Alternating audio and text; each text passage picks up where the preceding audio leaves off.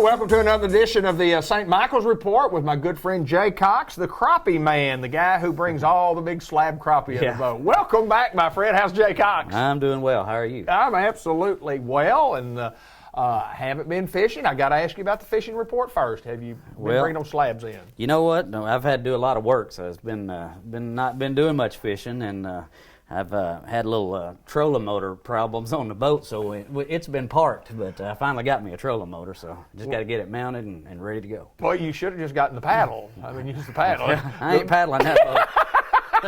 That paddling stuff, isn't it? It is. That's paddling stuff. But, you know, it's part of it. There you go. But I know you guys have been busy at St. Michael's Place and quality care, and let's talk a little bit about what's going on out there. And you said the governor has maybe gotten some good information that we can pass along to the public. Yeah, I believe most people that are paying attention to the governor and the directives set forth by the state of Arkansas, we are in process of getting to allow visitors to come back, and I know the residents are getting excited about that. It is a little bit of a lengthy process, but we are in the middle of our weekly testing for the coronavirus, and after a certain amount of days and a certain amount of testing, as long as there are no positive tests after a certain amount of time, then we will be able to allow certain types of visits, either outside or a designated area that we supervise.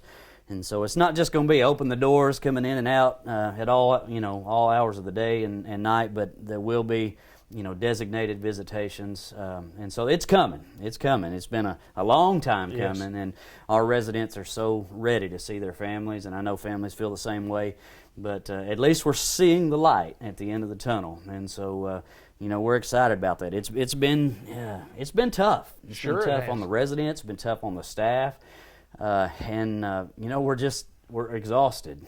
It's been changes. It's been this is a thing we've never seen before, at least in my lifetime, and these are things that we've had to make adjustments and daily adjustments. Yeah. And the thing is this is a virus that a lot of the scientists even still don't know a lot about, and they're still working on vaccines and solutions, and 1 minute you have to do this, and the next minute you have to do that, and the regulations change, and so we're doing the best we can. Jay, I don't know of any other business that has been affected as much as what your business is, the nursing home industry, simply because if you're in a nursing home, the one thing you need is you need good quality care, and then you need a strong family support system from those people. And then when the family can't be there, I mean that's a heck of an obstacle to overcome in the everyday changing of what you guys have to do in your job. It's difficult. I can see where it's been difficult, and you guys continue to handle it well. It is difficult, and one of the things that to the public, they don't want large gatherings, and they don't want, people to be, confined in small places. But then you get a home where it is a large gathering, and so we're having to social distance within a large gathering, and then, with some of our residents, whether it's age or memory loss or their disease process, they don't understand, and or they may forget. One day they understand, and the next day they don't, and so it's a continuous process of either reminding them or just simply trying to keep that social distancing, and then the wearing of masks, and then the sanitizing from the rooms to the larger areas, clothing, the items in the room. It goes from what was already a difficult job at times to an even more difficult, trying to do the extra sanitization and the extra cleaning, and it's just been a complete change in our environment. And with that being said, there are times that we sometimes miss it. We're not in a perfect world, and when you're dealing with people, and plus with all the added sicknesses, and with all the added regulation, let's just be honest.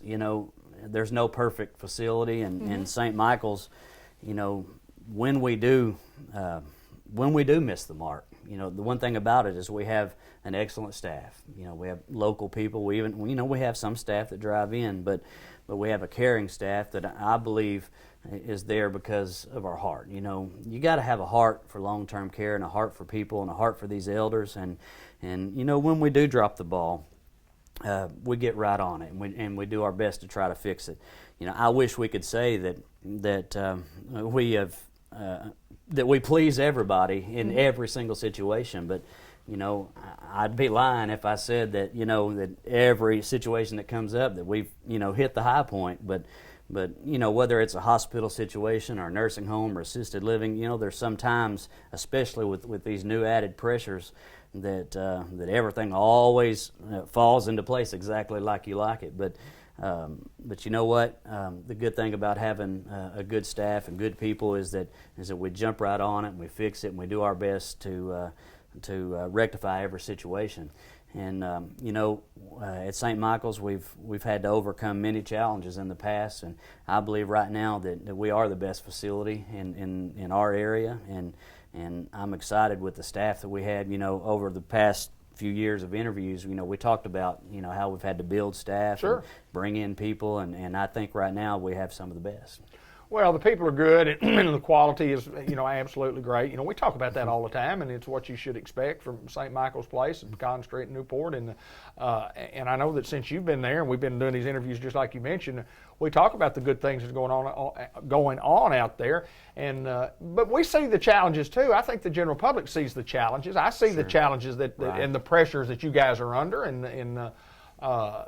but there's no doubt, and I really miss getting to go in as an interviewer, Right. and from a business. I miss getting to go into the facility and saying hi to those folks that I know, and I can imagine what it does to people who have loved ones out there. It's just it's tough on everybody, isn't it? It is, and the staff, they get tired, Right. with the added, even the gowns and the mask and the face shields, all that, let's just put that into perspective.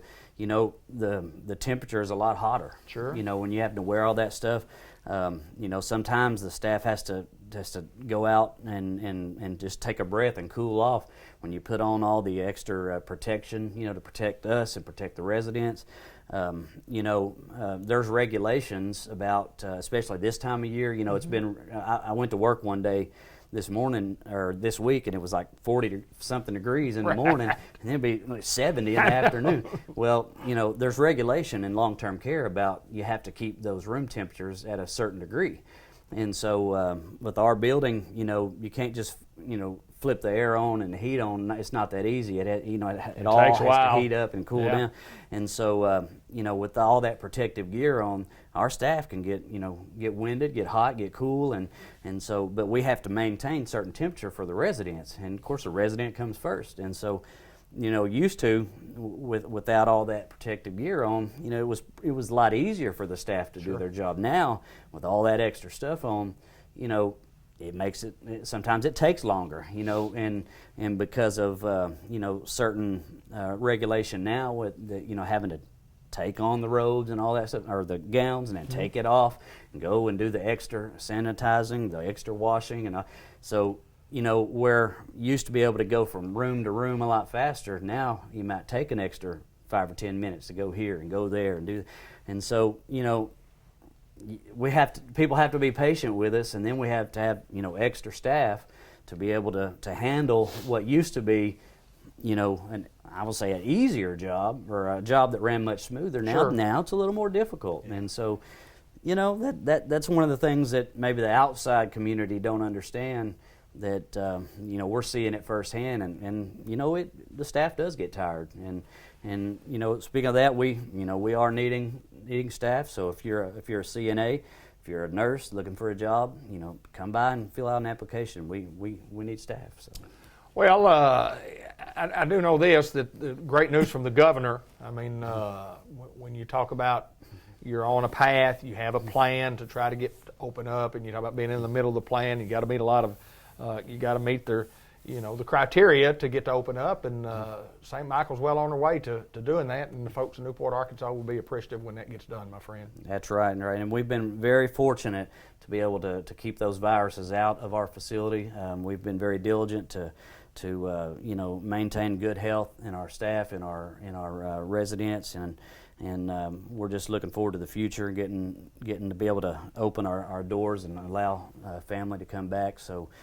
To the community, thank you for supporting us and being a part of allowing your loved ones to come and be with us throughout the years. And we're local, we're strong, we're not going anywhere, and we thank you for supporting us.